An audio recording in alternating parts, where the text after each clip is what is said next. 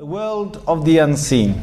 In the unseen, and the unseen we only know through the Quran and the Sunnah. No person can know the unseen in its entirety except through the Quran and Sunnah. And we have Allah subhanahu wa ta'ala who has been very merciful to us to tell us what is happening in the unseen. Firstly, and most importantly, in the world of the unseen, there is Allah subhanahu wa ta'ala. That is the biggest belief that we have. And it overrides everything else in the unseen world and in the seen world.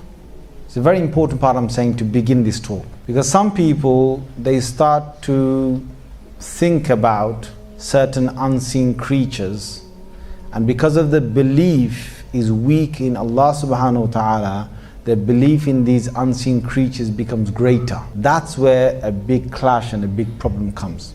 Our belief ultimately is Allah is Qadir, which means He has power over everything. Our belief is Allah is Ghalib, which means He has His dominance over everything. Our belief is that Allah is the Mumit, Allah is the Muhi, Allah is the one who causes death, and Allah is the one who gives life. Our belief is Allah is the one who gives power to others to do anything besides Allah that has got power. It's only through the power of Allah. It is only through the power of Allah subhanahu wa ta'ala. And no one else has got any power, and they will never gain any power without Allah's power. Now the Christian belief, or some of the other sort of religious beliefs, are specifically in the Christian sort of world that evil and good have got equal powers, or almost equal powers, and that evil and good are fighting, and eventually they believe that good will override evil, but they believe that evil has got a great amount of power.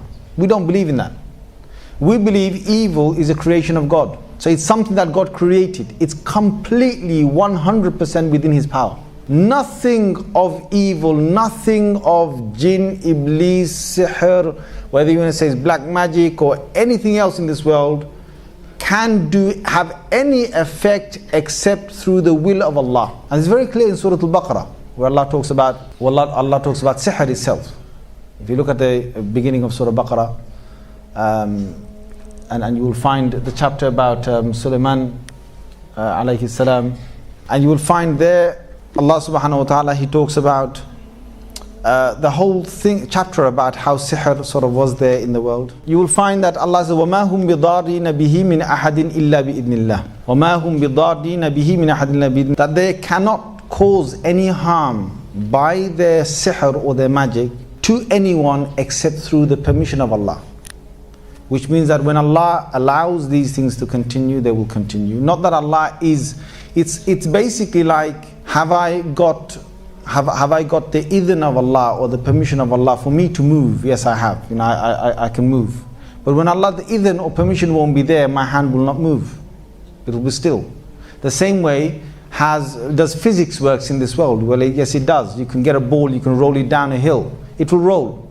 But if Allah wants to, the ball will just stop. It won't roll. What does fire do? Well, it burns. And that's Allah's idhn in every fire that will burn. But Allah takes that idhn away when? When Ibrahim was in the fire, He took that idhn away. He took that permission away. So the fire, did it burn Ibrahim alayhi salam? No, it didn't. A knife, it will cut. And it will cut. A sharp knife every time will cut. But did it cut what? The throat of Ismail alayhi salam? No, it didn't. Because the idhn of Allah was removed at that time. He didn't give permission for the knife to cut. And thus, Allah's idhn and permission is needed in all of His creation for His creation to continue doing what they want to do. And no one can move out of the permission of Allah. If Allah wants a sihr or something to work, basically every sihr, every black magic will just continue at its normal pace. Except that if Allah intervenes or His idhn is there or something else that He has created comes in between, then it won't have its effect. So our primary belief is that Allah is behind everything. And nothing, absolutely nothing can overcome Allah. Absolutely nothing. And we must stick very firmly to this belief, because it's central to a lot of these problems that people have, whether it's with jinns or sihr or something else. They have a problem. Mainly the problem is not with anything else but their own self. It's their belief. Their belief is weak. Now, in this whole thing as well, there's also the will of man. The will of a human being. My own human will power is going to have an effect on how I confront the unseen world. Allah subhanahu wa ta'ala, His Messenger sallallahu alayhi wa sallam has said this in Hadith al-Qudsi in Bukhari. In Sahih al-Bukhari, it is there. Ana inda dhanni abdi bi. Ana inda dhanni abdi bi. I am according to how my servant thinks me to be. It's a very interesting hadith because Allah uses the word dhan. So we've got a thought about Allah. How Allah might basically treat me. Now if I make my willpower and if I make my thoughts to believe that bi'idhnillah, with Allah's permission, nothing's going to affect me, then nothing will affect me. Because I have put my trust in Allah, that I believe Allah will deal with me in a manner that when I go to this place or wherever I am, nothing's going to affect me, then nothing will affect me. But if I have my thought about Allah that, I don't know, maybe, I don't know what's going to happen, maybe it might affect me, maybe I don't know what I'm going to see, but maybe Allah, might not do this for me, or might do this, might not do that. If you have that kind of thought, then that is what is going to happen to you. The willpower of man and specifically his belief towards Allah. Now we know Allah is not weak. Allah is al-Qawi. He is ultimately strong, meaning that there's nothing that can overpower him and there's nothing that comes in his way as weak. However, men's or women's beliefs can become weak. The weakness is where? The weakness is not in Allah. The weakness is in the human being. The same as the Quran. You know, people do ruqya, people read the Quran, people use it for protection, people use Ayat al-Kursi, and we'll discuss this inshallah in today's reminder. The weakness has never ever been in the Quran. Never. People question it. Subhanallah, people even question that. They say, how comes in the Sahaba time, like if you look in the time of the Sahaba radiyallahu anhum ajma'in, they, according to a hadith of Bukhari, there was 30 different companions passing by a village, and there was a person that was bitten by a snake, and they said, Hal minkum min raqin, is there anyone that can cure someone from snake poison? So the Sahaba said, okay, if you do this, what will you give us? So they said, okay, we will give you, they agreed to 30 goats, I think it was. And then they said, okay, one of the Sahabis stepped forward, he went up to the person and he just read Surah Fatiha. He didn't go and get a book, hocus pocus, waving a magic wand, or he just read Surah Fatiha. And he blew onto this individual's leg, and then the poison was basically out of the body. And the person was completely cured just through Surah Fatiha. That Fatiha at that time was used. Have you come across anyone who can just sit there and go around to patients who are being struck by a snake and just read Surah Fatiha? Hey man, you should be better by now. The guy's screaming, ah! Why? Is it the Quran? The question is not with the Quran. The question is with the reader. And I'm telling you today, there are people in the world, that just through Surah Fatiha, they can cure, just like, and it's not they cure. I mean, obviously there are sabab, there are means. Allah subhanahu wa ta'ala will bring that cure about just through Surah Fatiha. And there are people still alive in this world today, but they're very rare. Most of us would probably need a lot more to read than that, just to get that cure to come about. The cure, we don't bring the cure, obviously Allah brings the cure, it's His words of the Holy Quran. But the one thing that I want us to understand is that the Quran in no way is any lesser in degree of power than what it was in its time of revelation. It's actually exactly the same power. But the power of the Quran, when it comes to ruqya, when you want to blow onto someone because they are affected by something, the power of the Quran is contingent upon the nature of the body that reads it. See, the body that reads it, it depends on the a'mal and the good action that the body does, and the purity of the heart. The more pure the heart is, the more grounded the beliefs of the Quran Sunnah are, the greater the actions are being performed by that body, the limbs of that body, the tongue of that body, the eyes of that body. The more that the eyes of that body have stayed away from obscenity, from evil looking, the more the ears have stayed away from haram, and the tongue has stayed away from lying and ghiba and haram, the greater the effect of that will be, of that reading will be when they read. And just to give you that that incident, there was one person who, who related this to me himself. I even met his father, who also confirmed this. So I'm not giving you some, story, because one thing that happens with these things is that you could start a story off right now, and by tomorrow, I tell you, it'll be better than the news of the world. I tell you. You can start a little story here. You can just say, I went to the wudu area and I basically, I saw something move. Yeah? Just tell that to someone. Yeah? The next guy will start, it's Chinese whispers. Yeah? The next guy will say, you know what? He went to the wudu area and he saw something move right by his side. He saw a shadow. He's going to use, and the next guy will say, he went to someone in this mosque, he went to the wudu area, they saw a shadow moving right in front of him. Wow. And the story will get better.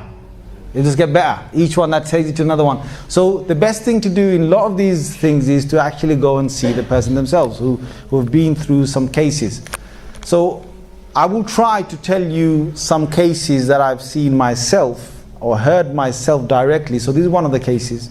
There was a individual who is a typical scenario, young teenager, Bengali house, about 17 years old, not listening to his dad, doing whatever he wants. Dad gets fed up, says, take you to Bangladesh to get you married. So he doesn't tell him, he tells him we're going on a holiday. So he typical, takes him on a holiday, takes him over there. Next minute he knows his passport's not there. Then he says, where's my passport? He says, you must get married, son, otherwise you see no passport. So he looks at his dad in the face and says, no passport, no marriage? So no passport, no marriage, son. So okay. He says, okay, let's see the brides. But in his head, what he wanted to do is he wanted to basically mess around with his dad. So his dad brings nice bride, spends all this mishti and all these, whatever, laddu, baddu, right? And buys all these clothes and takes it, and they see this bride and he says, has all the food, the guy has all the food and says, okay, where is she? Yeah, she's here. Nah, I can't get married to her, no. Nah, that's it. So dad thinks, wow, what happened there? So dad goes to the next one, yeah? And in between that, what happened is, I think the father said to some poor peasant over there that, they were just having a joke. And he said to the peasant that, it would be nice to have your daughter for my son. He was only joking. And the peasant, being a peasant, thought, all he could see in his eyes is dollars or pound signs. London. So what he did is, he was serious and he started to talk seriously. And the father said, no, I wasn't joking, man. Ow. And the guy then, to get this person as a son-in-law, what he did, he casted a spell. He did sihr. He got some Hindus or whatever to do sihr. Now, it became very complicated because I think there was another person who did sihr, and this person then became messed up, where this person was acting mad and, breaking things and sometimes snapping out and being blacked out and all sorts of things, okay, that this person was going through. And this person went through, they say, is confirmed by the person himself and the father as well, that they saw about 57 brides, but none of them he would get married to, because it's the sihr that is possibly making him feel in one way, right? And they've been to so many people to try and break this sihr, to break this black magic. They've been to many people to try and break it. And it just wasn't happening. Now so many people started with number of different things that they used, until finally they went to one sheikh in Sylhet. He's not alive now, but in a madrasa called Renga Madrasa, which is in Sylhet. They went, and there was a sheikh sahab there. They went to him, and the sheikh said, bring your son here. So he brought his son, and the sheikh looked at him and he said, okay. He said, bring some water. So he brought some water, and the sheikh took the glass of water, read Surah Fatiha, blew inside and said, give it to your son to drink. The son drank it. The next bride this person saw got married. And also the guy was cured from all his blackouts and all these other things, and acting wild and breaking things, whatever. He was cured from that. It was just that one Fatiha that this sheikh. Now the thing is, again, what I'm trying to say from this incident is that it's not about the Quran. The Quran is the Quran. There is no devaluing with the Quran at all. And I believe should be absolutely 100% with the Quran. 100% with Allah, 100% with the Messenger sallallahu alaihi wasallam, 100% with the Quran. There is nothing that should go short from this. The only thing that goes short is myself. And we've got a few things in ourselves that can go short. One is the willpower that I said. Another one is our actual belief. You know, belief is something that the stronger you put your mind to the belief, the greater the result that you will get. It's in the belief. The belief, there are some people, they've just got the belief. It will just happen. You know, from this hadith I'm saying, Ana inda dhanni abdi bi. I am according to how my servant thinks me to be. There are some people whose belief in Allah is that it will happen. And Allah makes it happen. There's a hadith in Muslim. There's a hadith in Muslim that says, لَوْ أَقْسَمَ عَلَى اللَّهِ لَأَبَرَّهُ. There are certain servants of Allah that if they said, Wallahi, this will happen, Allah says that I will fulfill it for them. Allah's Messenger says they will not give any compensation. Allah will fulfill their oath. Whatever they will say, Wallahi, this will happen, and Allah will make it happen. So there are these people whom Allah subhanahu wa ta'ala has gifted that they are this. And this is to do with belief. The stronger the belief, the better it is. And the other thing is the heart. There are some people who are just weak-hearted. So they just get, they're just not strong-hearted. There are others who are really courageous. Now what I want to say to you is that with regards to the unseen world and jinns and sihr or black magic, whatever it is, there are the people that get affected first are of some kind. Number one, they might be the weak-hearted, or the one with the weak willpower, the one with the weak aqidah. Number two, the one with the weak actions of the deen. So somebody who's not practicing the deen. Someone who's not practicing the deen and they're away from the deen, they are susceptible to be affected. They can be affected. But mostly from those people who are not practicing, the people who stay in impurity. This is another important aspect I'm saying. People who stay in impurity. So a person sleeps with his wife, or na'udhu billah, sleeps with a woman he's not supposed to sleep with, and they basically are in a state of janaba. They're supposed to have a ritual bath and cleanse their whole body through having a proper bath, and they don't do that. Now they are asking, shayateen, come, be with me. Okay? Now shaitan, wherever you are, come, be with me. Because shaitan has no reason to be away from them.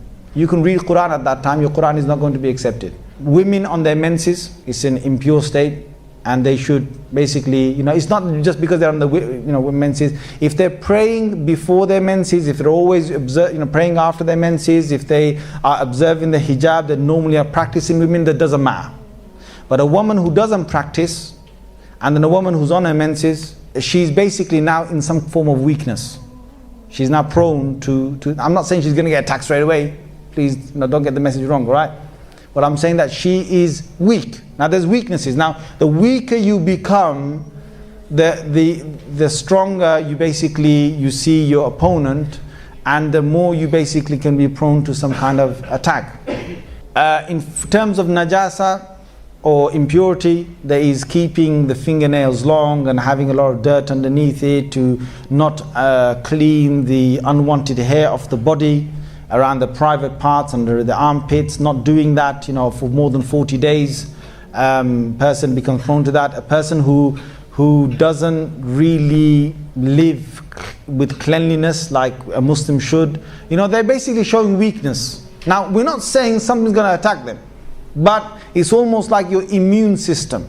If winter's arriving, a lot of you, I'm seeing you'll have cardigans, you'll have something thick, to wear. Unless, of course, you're a hot person. Some people, they're hot anyway. Some people, I've seen them. I saw the other day, I was freezing, and there's a guy who's, he's a little white boy. He's basically got his whole body uncovered. From the waist down he's covered with trousers, but the whole body is uncovered. He's in 11 degrees, and he's got a bike, and he's basically just biking down, and I think, Allah's created some people like that. They don't feel the cold. There's others who will feel the cold really easily.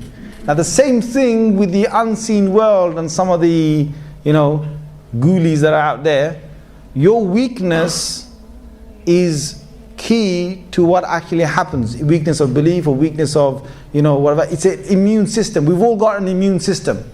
Now, to boost your immune system, what do you do in the normal world? Because this is how literally you've got to see it. If you're basically catching a cold, you've got to boost your immune system. Now naturally, if you eat properly, if you rest properly, your immune system is going to be high. But if you're not doing that, if you're not eating properly, if you're not sleeping properly, immune system is weak. And then you go out, without protecting yourself properly, and the cold catches you, then you get a flu, all right? Or you catch a cold. Now, it doesn't matter, it's not the end of the world. You catch a cold, and then what happens after that? Well, if you're a young man, you can just sweat it off. If you're a young man, you can sweat it off. You don't have to bother too much. If you're a little bit older, maybe, a few lemon sips, whatever, get some ginger, whatever, lemon, this and that, paracetamol, no. A few mornings, whatever, then you sort of, burn it off. But if you've got a weak body or you're old, then you might be looking at some serious sort of 2 weeks in bed, 3 weeks in bed, just for a simple cold or a simple flu, and you can't shake it off, or you're having difficulty shaking it off. Why is that? It's all to do with the different strengths that are playing with one another. Now, with this thing about yourself, myself, and the unseen world, and what the creatures that Allah has created in the unseen world, firstly, there's not going to be, I don't want everyone to think that out there, my God, I better, oh my God, I've got long nails, quickly cut them. I don't want you to start thinking, like that straight away. But what I want to say to you is that it's a case of two different strengths. If your immune system is high, and the kind of cold that you've caught is low, then it's really not going to have much effect.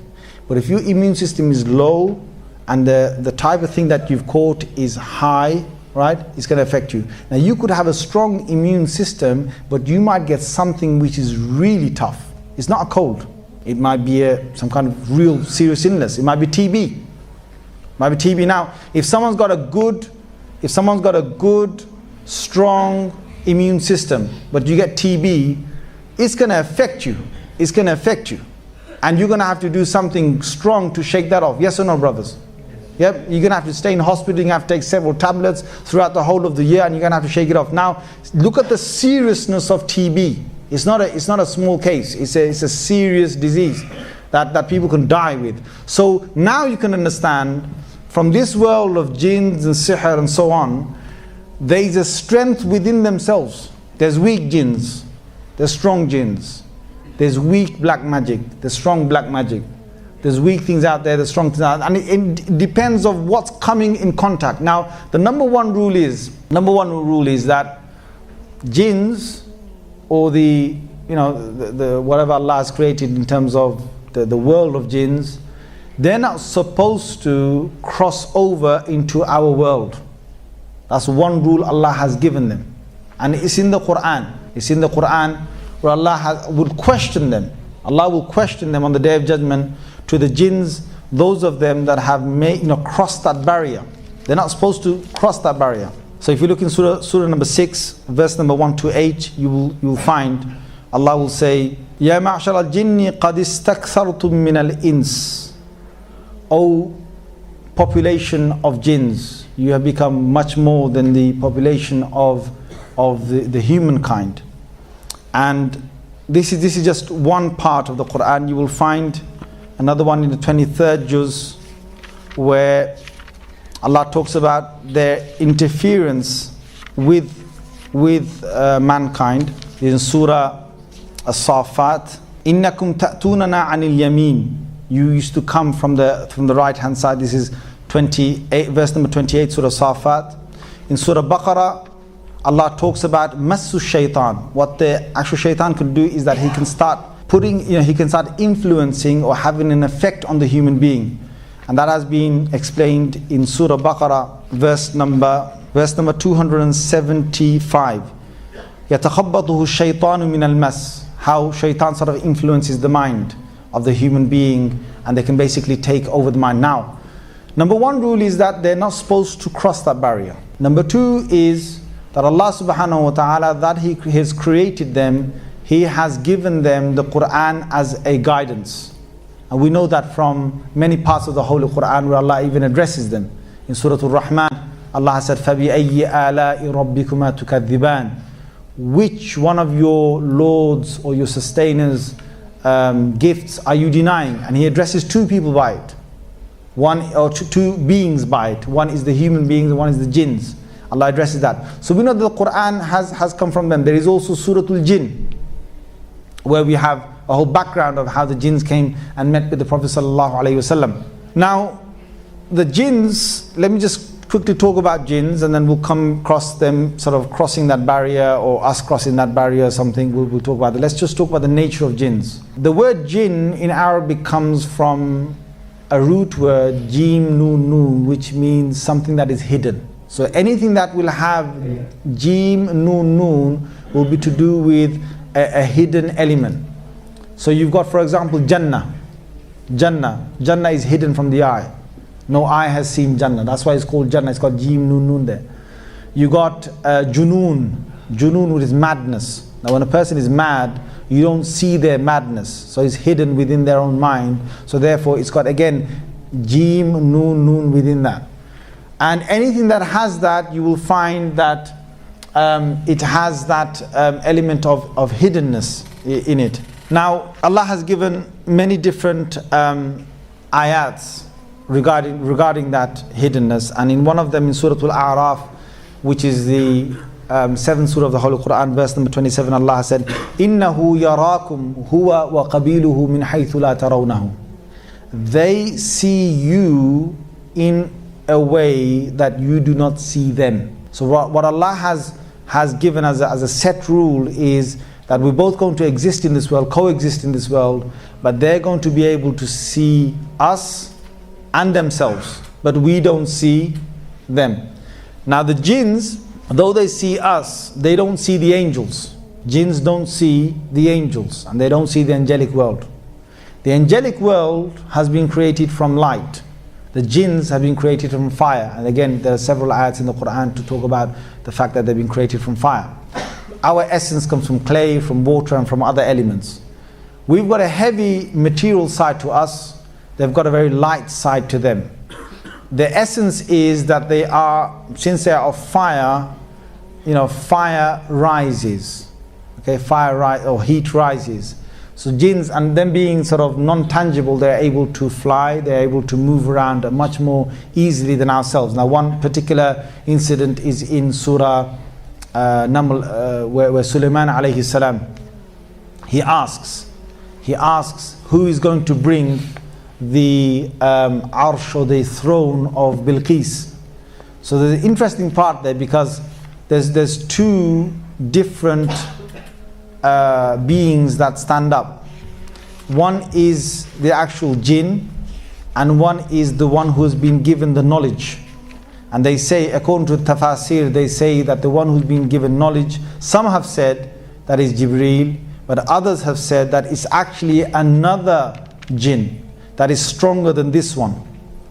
So if you look in Surah number 27, verse number 39 and 40, you will find قَالَ عِفْرِيتٌ مِّنَ الْجِنِّ. And Ifrit, Allah has given that name from the jinns, said, I will bring it to you, I will bring Bilqis. Now Bilqis again is controlling a whole world of jinns, and she's a jinn herself. And he says, I will bring you her throne to you, and قَبْلَ أَن تَقُومَ مِن مَقَامِكَ, before you can even stand up in your place. وَإِنِّي عَلَيْهِ لَقَوِيٌّ أَمِينٌ. I'm strong, and I'm also, I've got trust.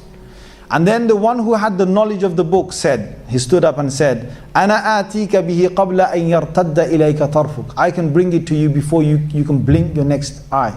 And before he blinked, he saw the throne of Bilqis in front of him.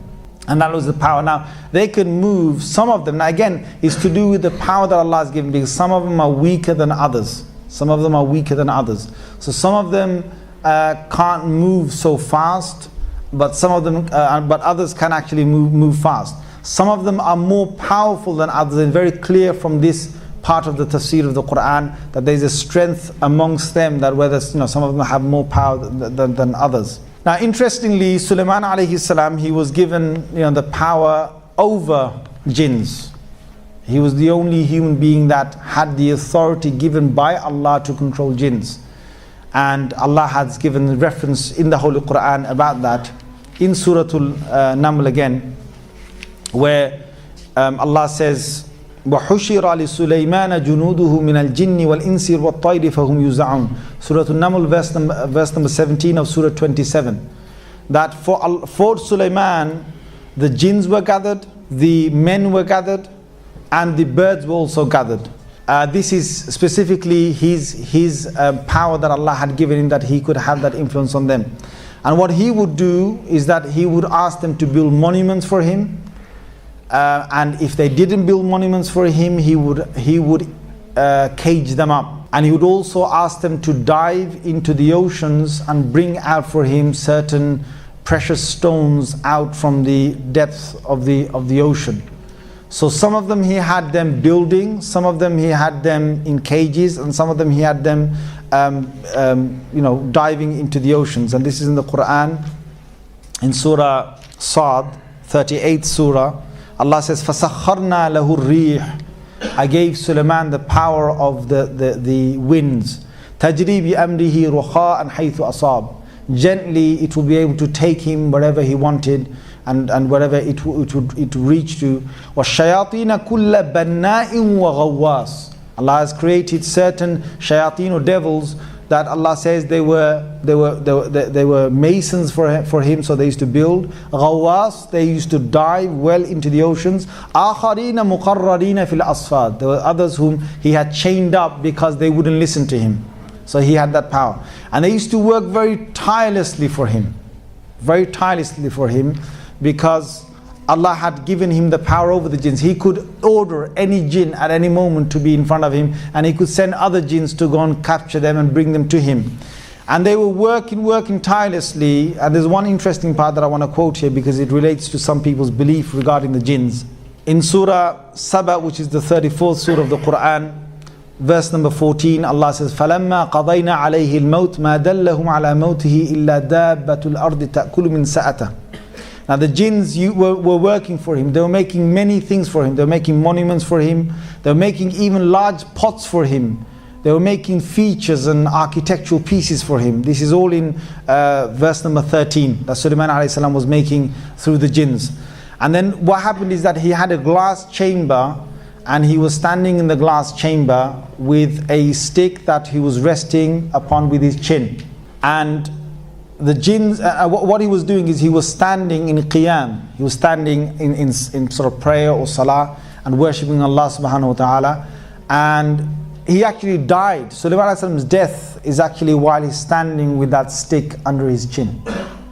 He's resting with that stick, just resting under his chin. And he actually died in that position. But the jinns were still tirelessly working around him, because they knew that Sulayman, though he's praying in there, he could just open his eyes, and if he saw them not working, they'll be chained up. So they're working tirelessly.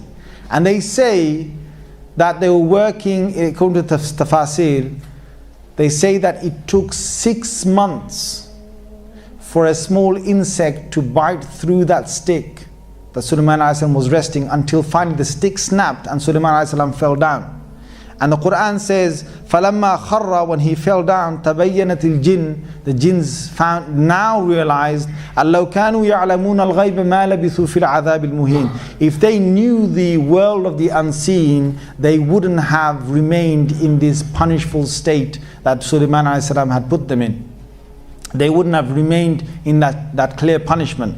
Now, or that disgraceful punishment. Now that is very clear here that jinns don't know the unseen world. Now there are people who will try and capture jinns, or to try and see if they can talk to a jinn who's trapped in a human being, and see if they can get to know the unseen world. It's haram. Why? Because the jinns don't know the unseen world. And if a jinn is telling you about the unseen world, then he's giving you google-a-doo. He's giving you stories, jackanories, right? And what happened is that the jinns used to, from a very old time, because they've been here before us. They've been here before us. And they were here when the jinns were residing on the earth and there was no humans on the earth. Adam a.s. got created after the creation of jinns. Jinns had a lot of bloodshed, because don't forget, please, they are a nation, or they are a group of beings Allah has created. They have everything similar to us. Everything similar to us. They eat, they sleep, they have homes, okay? they have conversations with one another, just like we have. They have language amongst themselves. They have castes. They have religions. They have bartering, things that they barter with and they trade with. They have challenges with one another. They have troubles and they have arguments with one another. They could have fights and wars with one another. And when it gets to fighting with jinn and jinn, it can become very serious sometimes. In fact, it's ended up a lot of the times before Adam a.s. came to this earth, it ended up in death. Death of jinns. And in fact, when the messenger used to come amongst them from the jinns, this is all in Tafsir ibn Kathir, if you want to actually read upon it, about the jinns, if you want to look at the first tafsir of Surah Baqarah where Adam a.s. mentioned, you will find a lot of this, and you will find in other tafasir as well. They were on this earth and they were causing a lot of mischief on the earth, and when a messenger would come, they would kill that messenger. And that is when Iblis, at that time, he was a jinn. He was part of their world. And he ascended high enough that he became part of the world of angels because of his good nature. He was a good being. And he started to worship Allah till he got through to the ranks of the angels, some of the highest angels. And he being a jinn, he wasn't an angel, he being a jinn, living amongst the ranks of the angels. In fact, there are certain weak hadiths to say that he even worshipped Allah in every single sky, every single heaven he worshipped Allah. And he got to so close that he then asked Allah to send with him a group of angels to go back to the earth and to banish these jinns and to kill as many as he could to try and curb the violence on the earth. So Allah allowed that, and he came, he did that, and the jinns were now only a few in scarce places of the world. And that's when he came back up, Allah knew his intentions, because Iblis was looking for his own little a high rank, and he wanted to become Mr. Chief, or Mr. Chairman. People fight to get the chair, right? Guys, you're not listening. People fight to get the chair. To get a chair, they fight. To get in leadership, they fight. To get in charge of a place, they fight. To get in charge of any country, they fight. So Iblis was after this, and Allah knew his intention, so he wanted to show this. And he created Adam a.s. and then he told them to bow. And then here Iblis refused because he knew the significance of this bowing. That bowing wasn't because of worship. That bowing was to accept the authority of Adam a.s. over the jinns and over even the angels. Angels are great, but we are in one way greater than them, because angels don't have the ability to go against the will of Allah. They can't disobey Allah. It's in their nature to always obey Allah, but we have. So when we choose obedience over disobedience, that is a far greater achievement than the angels who have no will to disobey God. Do you understand? That is why on the day of Arafah, there's a clear hadith in Muslim, Allah will boast to the angels and say, "Oh angels, inna Allaha yubahi bikumul malaika." Allah boasts to the angels and He says, "Oh my angels, look at my servants on the day of Arafah who have come to me with tatty hair and dusty clothes, disheveled to me. Look at them." Allah boasts to them because of the fact that we can disobey but we choose to obey. And that's a higher rank. So Iblis saw this and he didn't bow, and therefore we know the clash that happened. He asked for extra time, he got that, and then he said, لَآتِيَنَّهُمْ مِنْ بَيْنِ أَيْدِيهِمْ وَمِنْ خَلْفِهِمْ وَعَنْ أَيْمَانِهِمْ وَعَنْ شَمَائِلِهِمْ. He said, I'm not going to let this human being and all his progeny off. I want to take as many of them as I can to hellfire with me. And he said, I'm going to come in front of them, I want to come behind them, I want to come from the right side, I'm going to come from the left side. وَلَا تَجِدُ أَكْثَرَهُمْ شَاكِرِينَ. No, Allah, you will not find most of them to be thankful to you. Now there's a key thing here that Allah said, and this is that key for our protection from them. He said, إِلَّا عِبَادَكْ مِنْهُمُ الْمُخْلَصِينَ. Iblis said, except for those of your servants that are going to be righteous, salihin. If there's righteousness, if there's good actions, then shaitan has less influence because your immune system is strong and he has less influence over mankind. Now he has this time that he's going to stay on the earth, and no other jinn has been given this time to stay on the earth forever. Until the day of judgment, no other jinn has been given that. Now obviously Iblis has his progeny, Iblis has his children, Iblis has his friends, and this is clear from the Holy Quran. In Surah Al-Kahf, in the 15th juz of the Quran, Surah number 18, verse number 50, Allah says, أَفَتَتَّخِذُونَهُ وَذُرِّيَّتَهُ أَوْلِيَاءَ مِن دُونِي وَهُمْ لَكُمْ عَدُوٌّ. Will you, O human beings, some of you human beings, take him and take his children?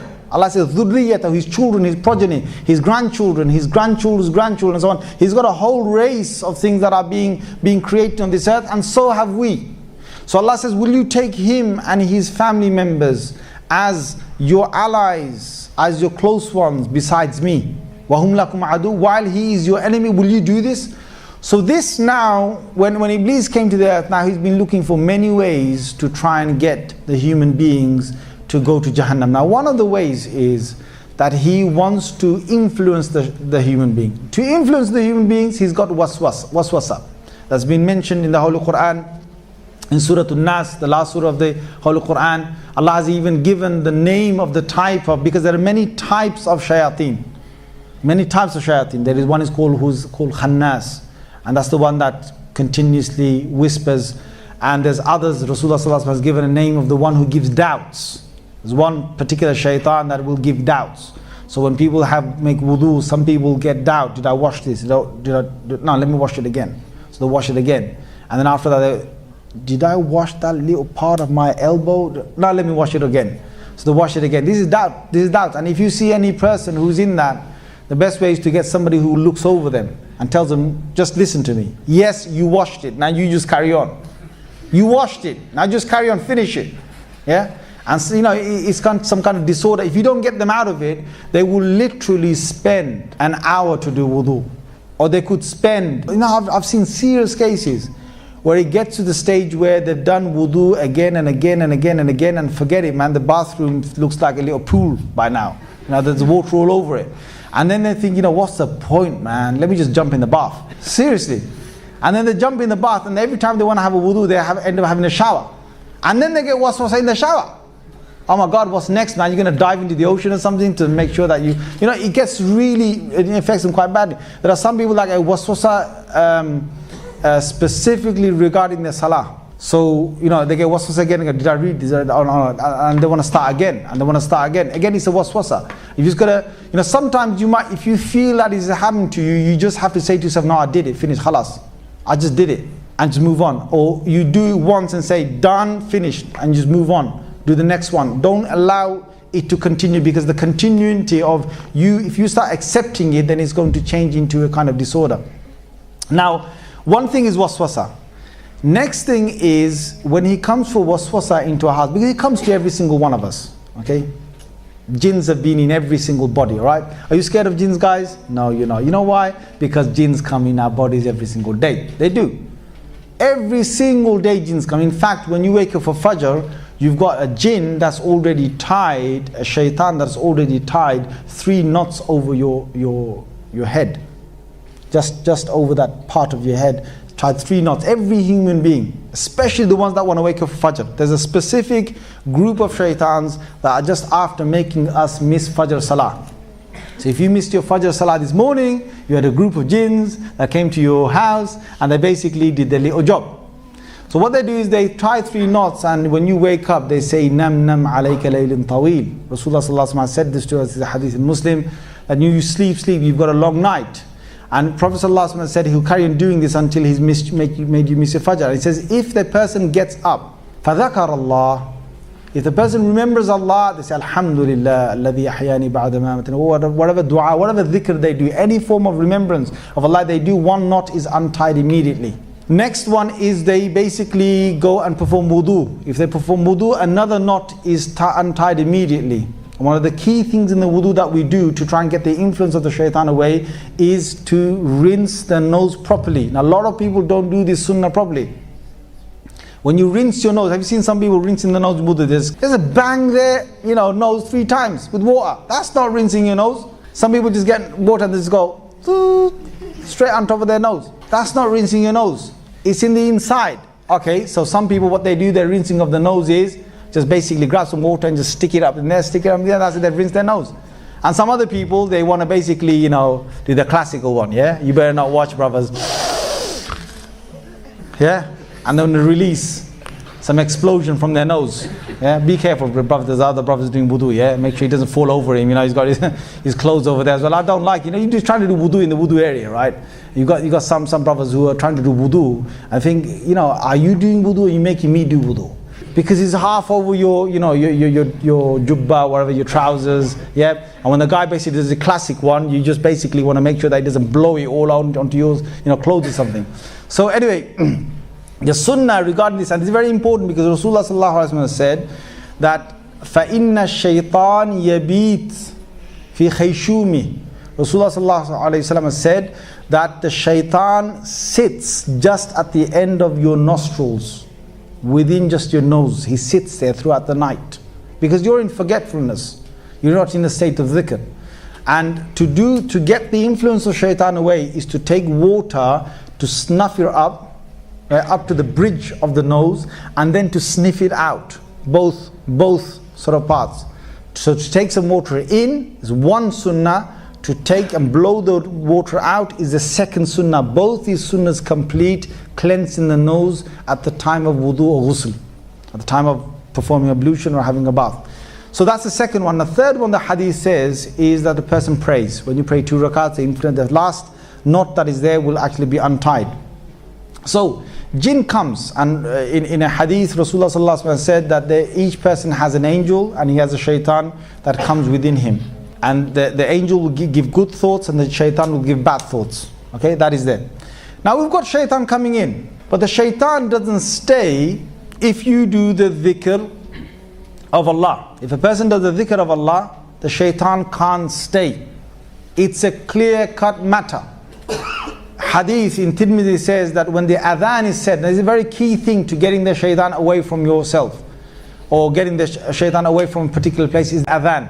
The adhan, when the adhan is said, the shaitan feels as if his back is being broken. That's why he runs. When the adhan is said, the shaitan runs. When the Quran is being recited, the shaitan finds it very difficult to stay there. Now there are certain shayateen, certain devils that can slowly become immune to some of these things. But it's very, very difficult because what they do is they take the burning. They take the burning element and they withstand it, and they withstand it until they can possibly get used to it. It's almost like some human beings, you can start to play with fire and you can get used to touching fire. There's some people that can actually do that. So the same way they can actually get used to some of this. But it's very, very rare that they get used to being around you while you're giving the adhan, or being around you while you're reading the Quran. It is, or what they do is sometimes that if they've had a very long influence with a person, they can stay at far and still influence you from a distance. But that's a serious case. Now, doing the dhikr of Allah, reading the Quran, doing the adhan and so on, these things will immediately move the shayateen. Immediately move them away from yourself. When a person is not remembering Allah, the shaitan can come straight away. The shaitan can get to a stage where he can move around the body just like blood moves around the body. Blood circulates the body. And this is a hadith in Muslim where Rasulullah sallallahu alaihi wasallam said, "Inna shaitan yajri fi ibni Adam ka majri dam."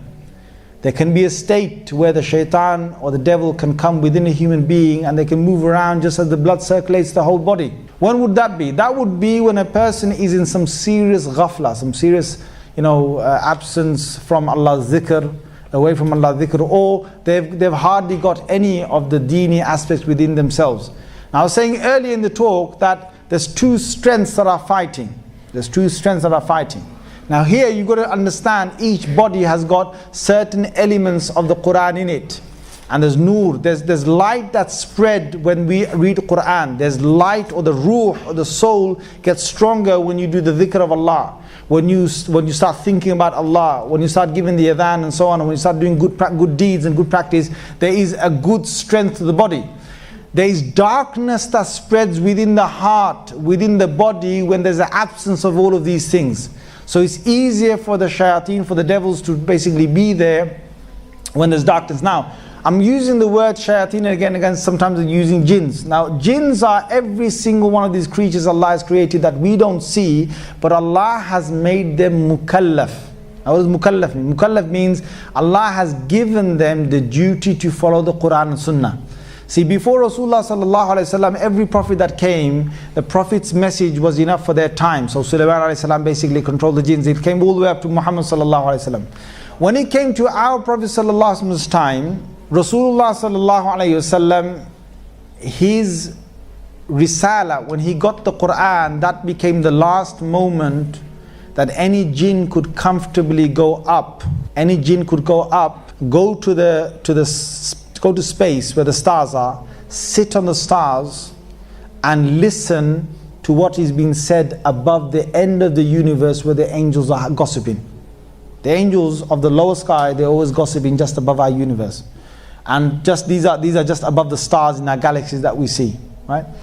The jinns could travel up to there and they could listen, bring information from there and bring it down. Rasulullah sallallahu alaihi wasallam, according to one hadith of Muslim, said that they would mix it up with 99 lies, one truth with 99 lies, and then say to certain soothsayers or human beings that had them possessed. A bit like what the tabloids do, right? Yeah, a bit like what the tabloids do. They mix a lot of lies with the truth and they say it. Now what happened is, there was a moment that they couldn't actually go up. They had fireballs, comets, flying or shooting stars thrown at them, and he used to burn them. This is in Surah Al-Safat, the 37th surah. You look at the beginning, you will find it. You look at Surah Jinn, you will also find the reference for it. It's the 72nd surah of the Quran. And then it became so difficult. Now they had a world conference of jinns where they got together and they started to say, okay, what is it that has happened on the earth for the reason that we can't go up? So here they said, let's scatter around the world. They scattered out and they said, we'll convene again and we'll meet again. And one group went north, one group went east, one south, one west, and so on. And one of the groups came into Makkah al-Mukarramah at Fajr time, when Rasulullah sallallahu alaihi wasallam was standing in a valley leading the Fajr prayers, because those days it was very difficult. It was difficult. They could get tortured if they led the prayers inside the city. So they'd come outside the city and lead the Fajr prayers. So Rasulullah sallallahu alaihi wasallam was in the valley in the darkness. He was leading the prayers, and the jinns came about and they started to listen to this Quran. Now this is in Surah Al-Jinn. You can find it in the 72nd surah of the Quran. You can also find this in Surah Al-Ahqaf, which is the 46th surah of the Quran. And Allah gives a whole reference to these jinns that came and they heard the Quran being recited from our beloved Rasulullah sallallahu alaihi wasallam's mouth. Verse number 27 onwards in Surah Ahqaf, the 46th surah. And they said, Quran and Ajab, and they said it's a very strange recitation that we've heard.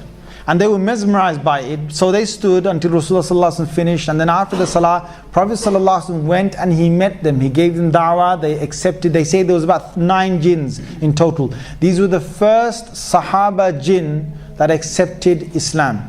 And then after that they went back, and it says in Surah Al-Ahqaf, it talks about how they went back and they gave, these were Jewish jinns, or jinns that were of the Jewish scripture. So they had not believed in any other scripture except now the Quran. So they gave da'wah, and now they had others joining in and coming to Makkah. And many of them would come to Makkah and visit the Prophet ﷺ.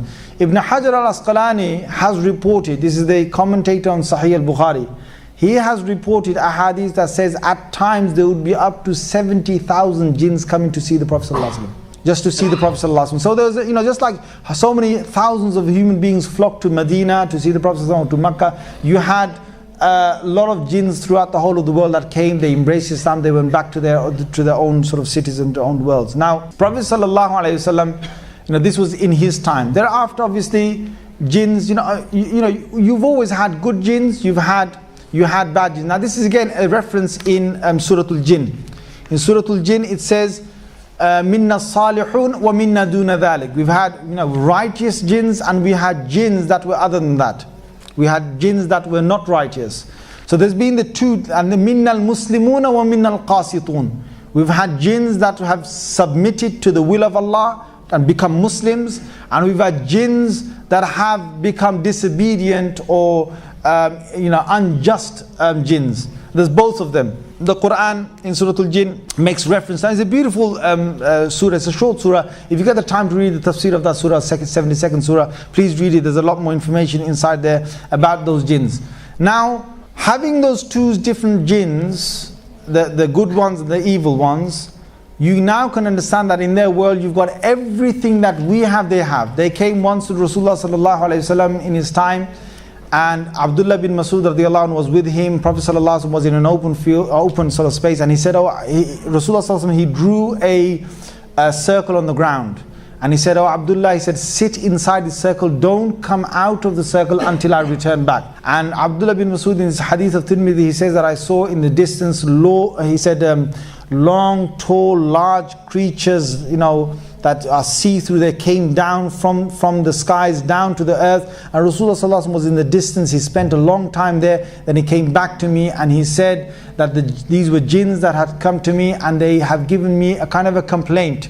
They said that they want me to tell my ummah, my community of human beings, not to use bones. Now what happened in those days is that they used to go out in the wild to relieve themselves, and sometimes they would find, they couldn't find a smooth stone or something, or a rock or whatever to clean themselves, so they would find a bone or something, and they would just use that smooth bone. They would use that to sort of cleanse themselves.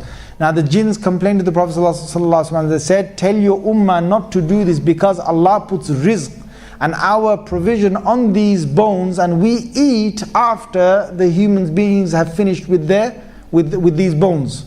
So sometimes you see, you've left a bag out there and you see a cat every single night. The same cat comes, and snarls and snarls wherever, and comes and eats from this little place wherever you put the bones, and just bites some bones. That is probably 99% a jinn. So be careful when you shoo it away, yeah, be careful. You might want to just give it another bone, empty bone, and say, go my little jinn friend, have that one as well, right? But don't sort of beat away whatever animal you see coming to some, specifically when they have bones, specifically when they're after bones.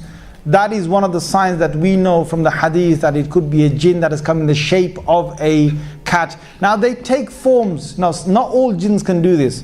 Some jinns can do this. They can change into a snake, they can change into a cat, they can change into a dog, they can change. And that's why one of the reasons we know this is that Rasulullah sallallahu alaihi wasallam, when he came into Medina, he gave specific orders to kill black dogs. First he gave orders to kill dogs in general. He said, just get rid of some of these. And then when they lessened, he said, leave dogs alone. He said Allah has created them just as He's created other creatures of His. They are a creation of God. Now leave them. He said, except for the black one. That's a shaitan. He has mentioned to the extent of this. So again, they can change into. No, we're not saying every single black dog is a shaitan. Okay, this is just we don't generalize like that. It means that some black dogs can actually be shayateen. You've got to understand the nature of hadith. When a hadith is said, sometimes when the Quran is speaking, they're not talking about every single part of the population. This is a big mistake people make. When the Quran says innal yahud, when it says Jews, it doesn't mean every single Jews. The alif lam in al-Yahud or an-Nasara, it's talking about specific Jewish people, specific Christians. Just like sometimes when Allah says Ya ayyuhalladhina amanu, He's not talking always to every single believer. He's talking to specific believers. That might have been in the Prophet ﷺ's time. Anyway, so we know that they have risk from these. Now, their living places, generally they live where there's water, where there's caves, where there's inhabited places, there's trees. And so not every tree will have one, okay? So don't get hyped up about trees. I remember once I said some jinn stories, and there was a person who would just not go near trees, right? So we don't want to cause that kind of obsession or something. Now, they reside in places. Now, when they come in contact with the human beings, why is it then that sometimes they would want to influence a human being? Now, before I get into this, one important thing that I need to mention is some people just don't believe in this. Some people don't believe that a jinn can actually have an effect on a human being to the extent that they can take over their senses, they can take over the way they think. Some people don't believe that. Now, if you don't believe in it, I don't blame you, because you haven't seen it. You haven't been there. You need to be in the presence of these cases when these things happen. And all I will say to you is that if you can find someone who does exorcism, you just need to spend a few days with them, and then you will basically start seeing some of these things. And when you see quite a few cases, you then begin to start thinking, well, this is not something which is natural, normal. They can come in, yes, and they can, break that barrier. As I said, they can break that barrier, come into a human being and take over sort of the mind. They may sometimes take over the mind, sometimes they might not. Sometimes what happens is jinns may follow a person because they just like the person. Sometimes they follow a person, they like the person, and they like to do good things for that person. There's cases like that. I know a person who said to me that, whenever it's Fajr time, they get woken up for Fajr by something. It happens. There's a person that regularly, whenever they're not waking for Fajr, there might be a jinn that might actually wake them up for Fajr, which is, alhamdulillah, a good thing. Sometimes, there's a good sort of jinn in the house. They'll just stay there peacefully all their life, all your life. They won't bother you. And it's a good thing to have that good jinn in your house because, if it's a mu'min, if it's a believer, then you've got some good actions that have been done. Sometimes you're praying jama'ah in your place, or sometimes you're praying in your house, and they will come and sit next to you. These are good jinns. They will do that. And you don't need to be worried about that fact, because it's a good thing. In this masjid, every single masjid, there are many jinns that are coming every time they're praying with us. There's, they will join with us in the safs. Sometimes when they can't join in, they might just join on our shoulders. They can stand on our shoulders, something they can join with us. They can sort of do sujood on our backs. They can do sujood behind us, whatever, behind the sufuf, whatever. They can join us basically in the salah. And there are many jinns that will join us on a regular basis, and they're good jinns. However, talking about those jinns, there are certain jinns that are there just for evil. Their nature is evil. So one of the ones that Rasulullah ﷺ has told us to be aware of are the ones that like to stay with impurity. They are known as the khubuth wal khaba'ith. The male jinns that are of impure nature and the female jinns of impure nature. Now they love toilets. They love, the thing that comes out your back. They love it, seriously.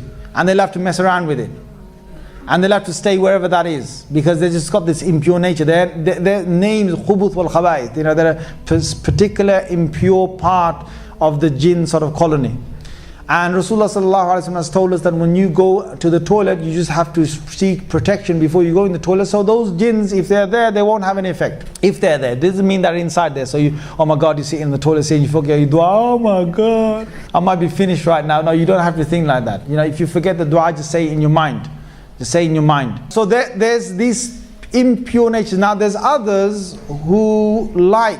Now this is where impurity, as I said to you in the beginning of this talk, there's others that like to stay with human beings because they are impure, or they stay in an unclean nature or a manner. And there's jinns. Now only impure jinns will stay with impure people if they're of that kind, and they will just stay with them. Sometimes they won't affect them. Other times they might affect them. Now why do they affect? There are many reasons why, and most cases where they affect human beings is through sihr, through black magic. I'm going to come to that in a bit. But normally the jinns won't affect unless a human being has done something specifically to a jinn. If they've done something specifically to a jinn. And it's good when you're sort of walking, especially in dark places in the night, especially in uninhabited places, with a lot of forests and trees and so on. There's most likely going to be a lot of jinns there. It's a good thing to do is to read Ayat al-Kursi. It's one of the best forms of protection from the jinn world. It's just to read Ayat al-Kursi, and don't you think that a jinn can affect you if you've got your iman high. Again, it depends on your immune system. If your immune system is good in terms of iman, in terms of your willpower, you've read Ayat al-Kursi, nothing should affect you. Nothing at all should affect you. You've got a strong will. Again, if you're a person who is weak and shows weakness, I've seen this, that sometimes there's a person who gets scared. Now, they like people who get scared because it's a target for them. It could be, there could be a case when they see that as a target. But if you read Ayat al-Kursi, you shouldn't be affected. If you want to add on to that, read the Mu'awwadhatayn. Read Qul A'udhu bil-Falaq, Qul A'udhu bil-Falaq, and Qul A'udhu bin-Nas. Read both these surahs 3 times, blow into your hands, and then pass them over your entire body. This is a general protection the Prophet ﷺ has given in several ahadith, and you read that and you are protected. Sometimes people are coming into a new place and they might feel uneasy in being in that new place. Again, if you read this, you should be alright. If you want to up that protection, then you add on to it, you can add on to it the beginning and the end of Surah Baqarah. It's a very powerful thing, the beginning and end of Surah Baqarah. So for example, from Alif Lam Mim all the way to وَأُولَٰئِكَ هُمُ الْمُفْلِحُونَ, and from آمَنَ الرَّسُولُ بِمَا أُنزِلَ إِلَيْهِ مِنْ رَبِّهِ وَالْمُؤْمِنُونَ, the end of Baqarah, all the way to the last two ayats of Baqarah. You read those, you blow into your hands, pass it over your body, it will be an extra protection. Rasulullah sallallahu alayhi wasallam said that whichever house Surah Baqarah is being recited, the jinns or the bad jinns can't stay.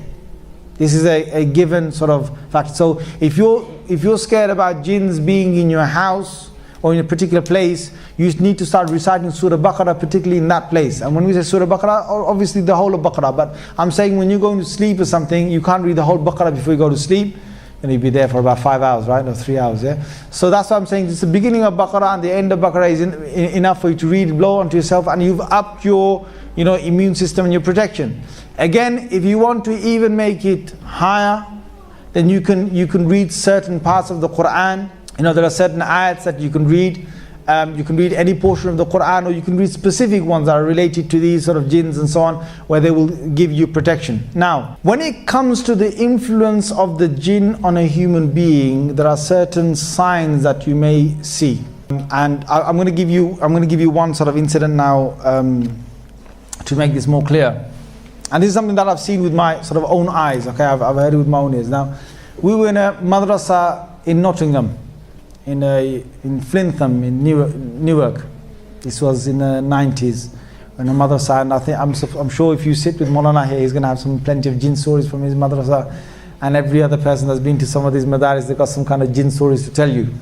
But this one I witnessed, myself. We came to a building that was an old RAF building. Old RAF building that had been deserted for 20 years. So we were now coming into this, and we were going to start using this as a madrasa. Now when we came there, one of our teachers, Maulana Fadl Rahim, and he's still alive, he said to us, because we started off living in one corner, and we were going to slowly start using the rooms till the other side of the madrasa. Now this place had 120 rooms, yeah? And it had about 3 different halls, massive. We had an east wing, a west wing, a middle sort of part.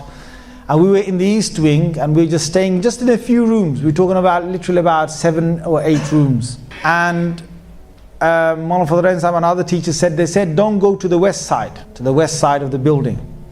I'm telling you, as young people, you dare yourselves, right? Yeah. So we said, come on, let's dare to go over there, right? So we were young. We went into the west side in broad daylight, 12 o'clock. I'm telling you, it was spooky at 12 o'clock, forget 12 in the night. We were walking, and we were holding our arms, and we were walking together, about a good 7 or 8 of us. As we were walking, we can hear doors banging, bang, bang, creaking, things opening, we just run. We were saying, our kalimas loudly, shahadas loudly, what about that loudly, Allahu la ilaha illa huwa al-hayyul qayyum, basically running, yeah? Now, you can imagine this place was really spooked up, and the teachers warned us, don't go over there. Now, what happened is one of these sort of days, now there's this young kid, I'm not going to give you his name, he's probably grown up now, he's probably got kids now, all right? So I don't want to embarrass him when some of you might confront him. But he was from up north, from here, he was up north, and he was a kid, about 13 years old, I'd say, from Bangladesh. He didn't know a word of English. Forget anything else, right? He just knew Bengali. And he was the most quietest kid you can imagine. Just quiet, just sticks to himself, and that's it. And he's trying to become a hafiz of the Quran, and he only has done 1 juz. He's only done 1 juz. So one day what happens is that he sort of strays off. I don't know, he goes over to the other side, and he comes back. And no one sort of takes much notice of it, but he comes back, and the evening when we were all sitting together and we're sort of reading, I wasn't there in the hall at that time, but there were others who said it. But then I went over to the hall to verify this. So this is something that I have verified myself. What happened is that he came with his Quran up to his teacher. You can imagine a kid who's lallu pattu, who doesn't know a single thing, yeah? He comes with the Quran to his teacher, puts it right in front of him, and he says to him, test me. And he doesn't say in English, he says it in Arabic. And his kid suddenly knows Arabic. Right, so he says, test me, and his teacher looks at him and he thinks, is he having a laugh? those days, the beats were a common thing, right? Thinking, shall I just make spaghetti out of him, yeah? So this kid just said, no, test me, any way you want, yeah? So the teacher says, okay, the Quran's closed. He said, okay, read from the 15th juz. Subhanalladhi yasra bi'abdi laylan min al-masjid al-haram ila al-masjid al-aqsa alladhi barakna hawla. And the teacher looks at him and thinks, what is happening to this kid? So the teacher then tests him from another place, and this kid now knows the Quran, and the kid challenges the teacher in speaking Arabic. And this kid has got really good Arabic all of a sudden. Right? And then, when we heard this, we came over, and I specifically went, met him, and I started talking, and he started talking Arabic. Weird. So then we thought, okay, whatever has happened, miracle of God. You wait. What happens is now this kid is acting really weird, because he goes and he gets a hair clipper and he shaves half of his head and he leaves the other half as it is. Takes his hat off, walks down the corridor with half of his hair on one side long and the other half is completely shaven. Now kids are freaking out. Jinn, jinn, jinn, jinn. So then, the teacher grabs hold of him and says, well, you got to basically just shave the other half, so the shave, the other half. So we've done that. Now, and he's acting all weird. He's doing things that, sort of abnormal. So he then goes to bed, and okay, he's gone to bed. At about 2 in the night, all these kids, there's 6 to a room, and there's 3 bunk beds in every single room. So there's sort of 2 on every sort of bunk bed. 2 in the night, 5 of them from his room, come running down the corridor, yeah, banging on the principal's door, yeah. Jinn, jinn, jinn, jinn, jinn, jinn. So the principal gets up, says, what's the matter? Jinn, jinn, jinn, jinn, jinn. And the principal comes in, and there's only one kid sleeping. It's that one kid, the one that shaved his head, the one that knows Arabic all of a sudden now. He said, what's wrong? Nothing. So they go back. He said, go back. Puts the ball in bed, comes back. And he says, after a little while, these kids are screaming back again. Down the corridor, knocking on his door, jinn, jinn, jinn. So he said, what is it that was happening? They go, when we go into our bed places, imagine this guy's name is Imran. I'm just making up, I'm not saying his real name, yeah? Imagine his name is Imran or something. They said that we hear all across the walls something dragging its nails or whatever it is and saying, so basically they just obviously leapt out of their beds, yeah, came straight to the principal. Now this went on all night, yeah. Him taking them to their beds, then basically coming back. So then the morning came, and the main sort of teacher, Mullah Fadl Rahim Sahib, he called him over, and I was there serving breakfast. Now what's common is in exorcism is that you would recite something, and when you recite it, you're able to, when you recite something, some part of the Quran, then the jinn gets affected because they can't stand the Quran, and then they will actually leave, or they will beg to leave. In this case, this jinn was a believing jinn, and this jinn was a hafiz of the Quran, and this jinn knew Arabic. So when the teacher was reciting something trying to recite something to blow on it, the jinn inside this human being was reciting the adverse ayah to break the effect of that. It was not any common jinn that was in here, and I'm sitting there watching this. So the shaykh is reciting, and this jinn is undoing whatever recitation he's doing. And it was, the shaykh saying, إِنَّ الَّذِينَ فَتَنُوا الْمُؤْمِنَ وَالْمُسْلِمَانَ لَمْ يَتُوبُوا فَلَهُمْ عَذَابُ جَهَنَّمَ وَلَهُمْ عَذَابُ الْحَرِيقِ. And this other jinn from inside will recite something else. So it's undoing whatever the shaykh was saying. So after a while, when the students sort of left the room, I asked the shaykh confirmed that this is what he's doing. And then the shaykh said that the only way to actually get rid of the influence is to take this young boy back to his hometown and to leave him there for 1 month. He said the reason why this has happened, and these guys, I'm saying this, that you won't believe in this unless you deal with this. There are certain things that you will not believe in unless you deal with it. So if you've got unbelief in anything I'm saying to you that I'm making a live witness, whatever I saw, I'm just telling you. You just need to start witnessing some of this yourself, and you start believing in it. So the shaykh himself was able to witness some jinns. And he witnessed a whole group and a family of jinns that had traveled from outside and stayed in that west wing for a month. And he had this feeling that they were there only for 1 month. So he said, if this young boy goes to his hometown, then whatever jinn is, he said there's a young jinn inside him who's a hafiz of the Quran. And if he stays in his hometown, the boy stays in his hometown, then the jinn will automatically leave because his family are leaving this West Wing after a month. So, we took him home, and as we were taking him, my God, I was sitting next to him on his left-hand side in a car. He was right in the middle. He wanted to, he was going to open the door when we were going 70 miles an hour. He reached to open the back door, the car door. And the teacher stopped him, and the teacher gave him a good shouting. And then he basically stayed there until we got to the place.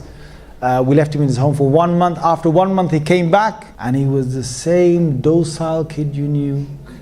Looked down while he walked, never knew a word of English or Arabic, and only knew one juz of the Quran.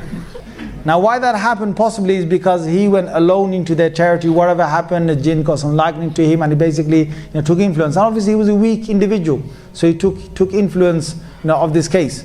You've got several cases like this. I remember one case in Bangladesh. This I witnessed again. There was a woman who went, again Rasulullah sallallahu alaihi wasallam said what? He said, Maghrib time comes, he said, don't send your children outside. When Maghrib time comes, Maghrib is the time when the jinns are basically released. And specifically when they're shayateen and so on, and they're released, they might see something and they might want to sort of have an affection and have an effect.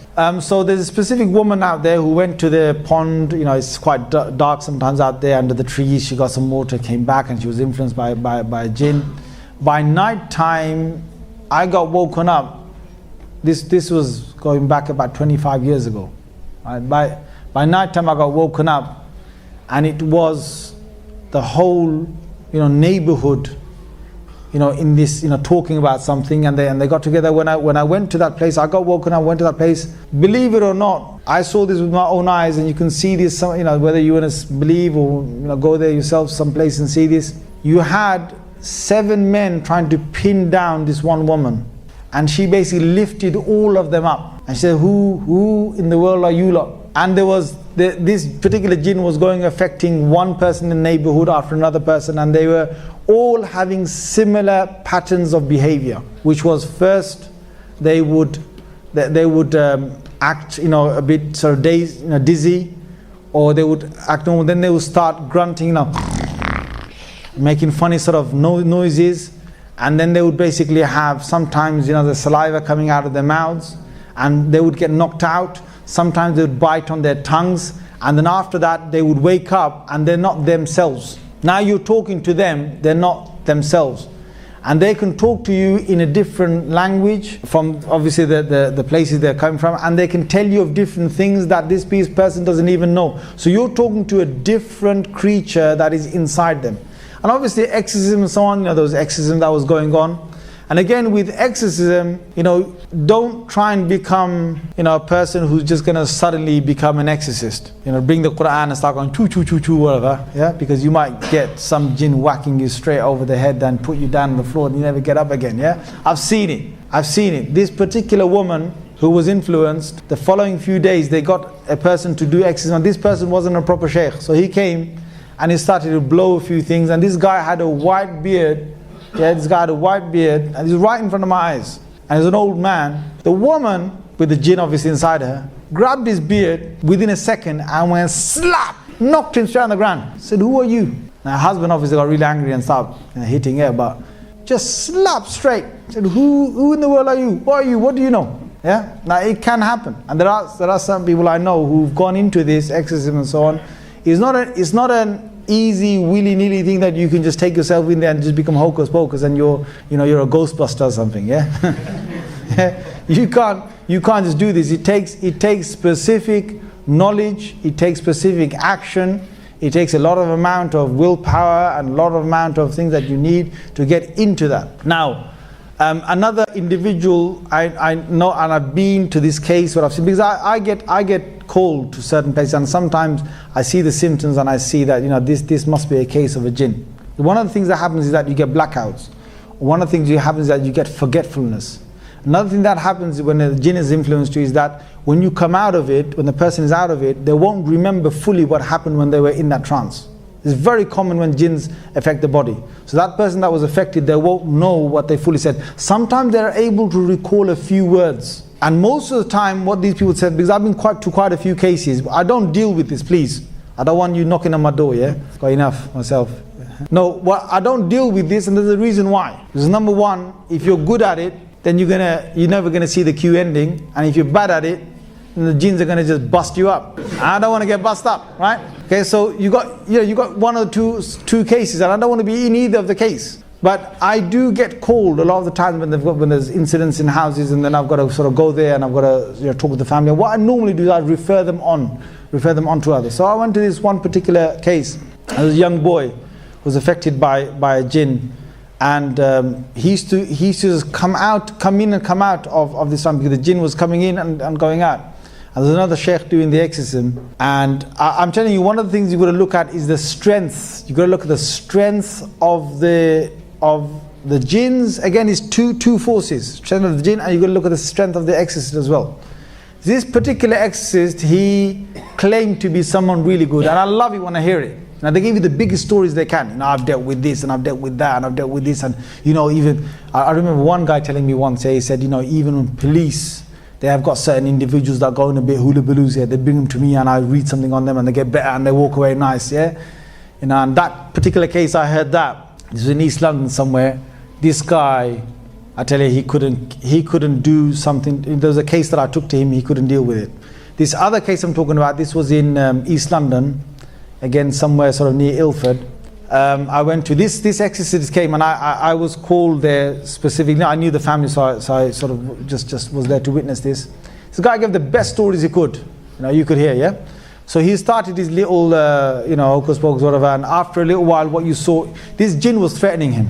The jinn was actually threatening and telling him. They said, you watch out, you watch out. And he continued, because what happens is that when you sometimes you can trap the ways to trap the jinn inside the human body.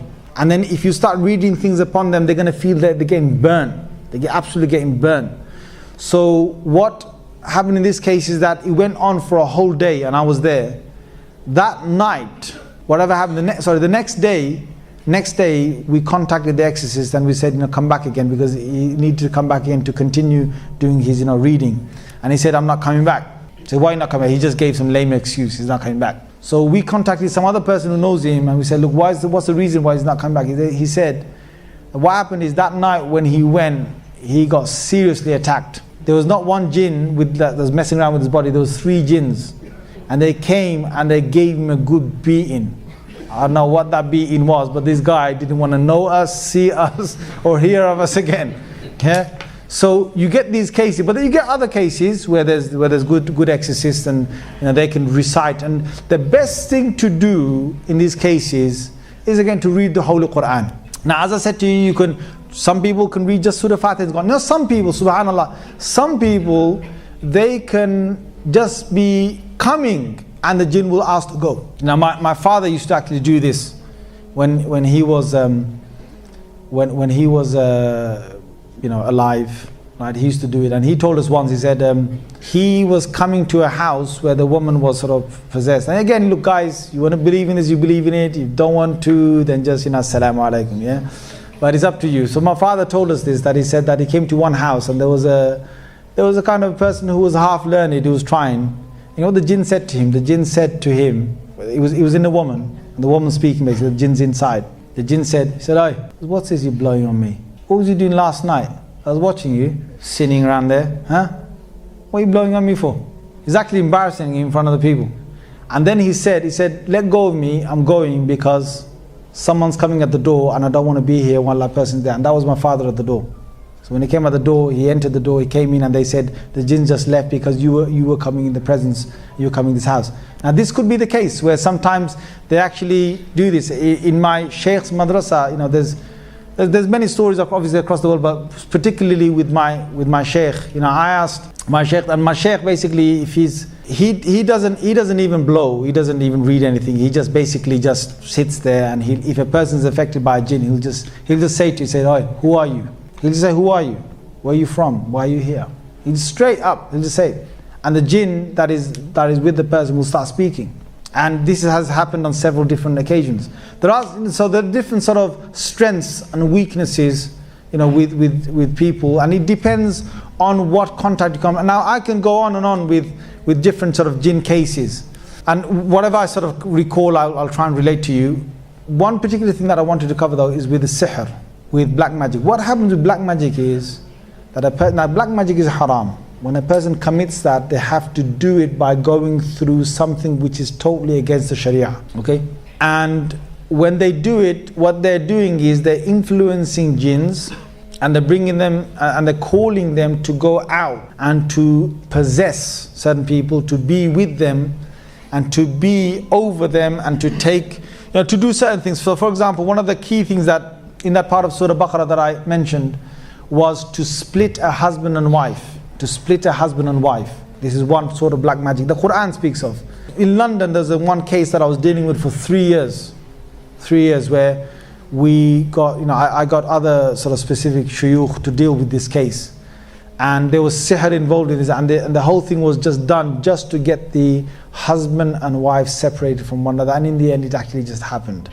But while it was, before they actually got separated, we managed to actually break the curse. We managed to break the sihr. And it was confirmed by 3 different sheikhs that I was dealing with at that time that it was broken. But there was also, sihr is a much more violent form of what the influence of what a jinn can do under his normal influence. Because sihr, there is real violence. Now, these jinns that come with sihr, they are jinns that are not of a good nature at all. They're not of a good nature. And what happens is that for human beings to gain contact with these jinns, the witchcraft that goes on, and there could be shirk involved in this, where people actually start to worship the devils, worship the shayateen. Now jinns are normal, but shayateen, obviously, they're the evil ones, they're the devils.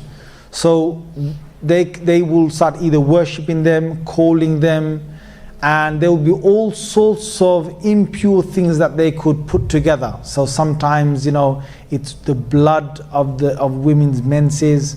Sometimes it's hair from one's private part. Sometimes it's, blood. Sometimes it's, dead animals. Sometimes it's graveyards. And whatever you can think of impurity, sometimes it's fingernails, sometimes it's people's hair. There's all sorts of witchcraft and black magic that can be performed, but all of it ultimately starts off with very impure things that our Sharia tells us to stay away from or to get rid of. So with this, what happens, if anyone does this, out there, and there are people who do this out there. Recently, I think in the 1990s, there's a massive cult that started in Egypt where certain people from even the West were going over there. And there was a cult that started as devil worshippers. They would wear black and they would have long fingernails, or they would just stay with impurity, and they would worship these spirits, and they would worship sort of these creatures. And it came to an effect that the government had to ban this group. And some of them believed that with the pyramids and with other sort of things, that there are certain shayateen that could get released. Whatever the belief was. But across the world, in Africa you've got this, in the Indian subcontinent you've got this, in this country as well you've got this.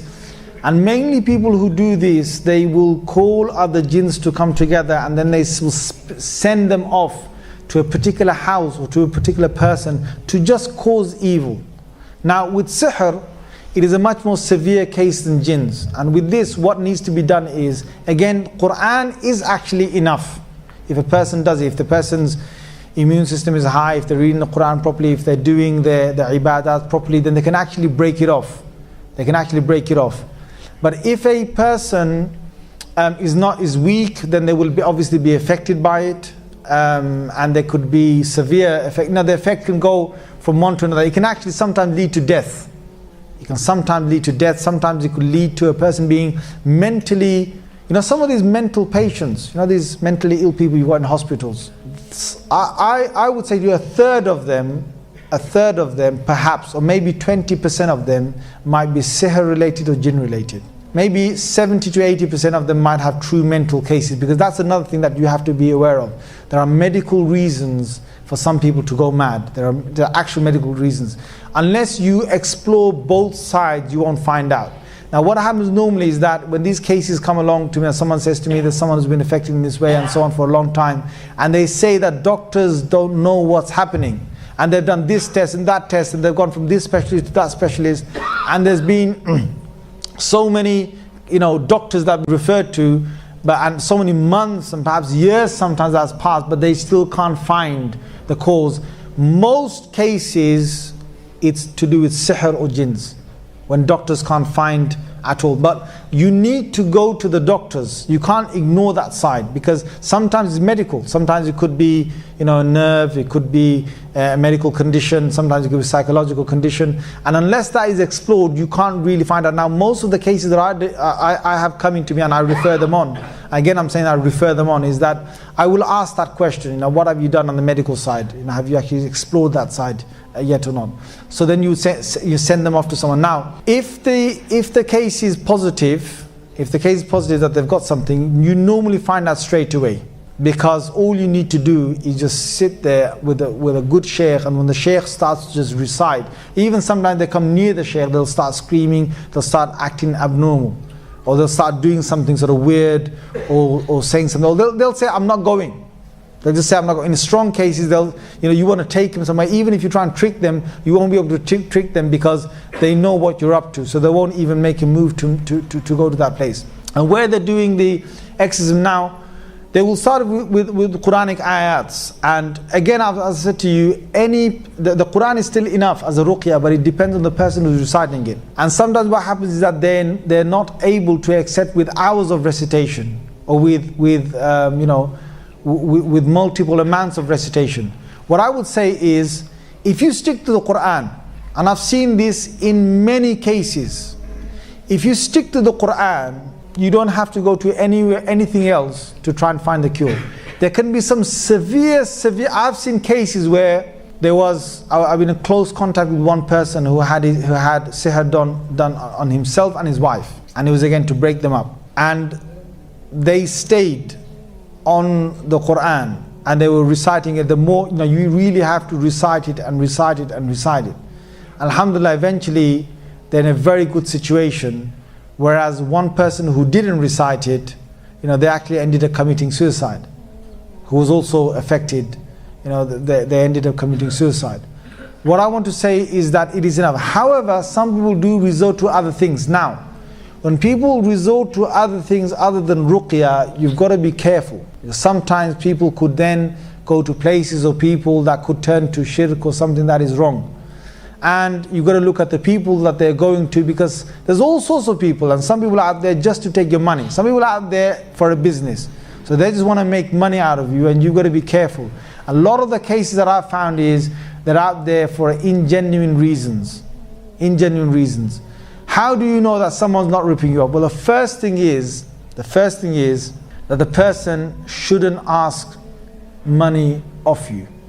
That's one of the first signs I look for in a good sheikh, is that they shouldn't be asking money from you or fixing a price or doing something of that kind. Because when they do that, you know that that's not the first time they're going to ask for money. Yeah, you know these light bulbs that they created for years and years. Yeah, they deliberately used to make them so that after 4 months, after 6 months, the light bulb will go pop. And you have to go back to the shop again to buy a new light bulb. They're stopping that now. But there's a whole few decades we've been buying light bulbs that could have lasted for 50 years, and they only made it last for maybe 50 weeks. Why? Because of money and business. So there's certain people out there who are out for your money. They're going to give you a ruqya that's going to only last you for 4 weeks or 6 weeks or 4 months. They'll take a whole wadda of money off you, and then they know after 4 months you're going to come back again, and you're going to say, oh my God, he's come back. They're going to say all sorts of things. I had one case recently. It was really, I said, how can you believe in this person? They said, we took our sister to this person who's been affected. I said, what did the person say? They said the person, my sister had 900, my sister had about 996 jinns in her, and the sheikh beat out all of them except for 3.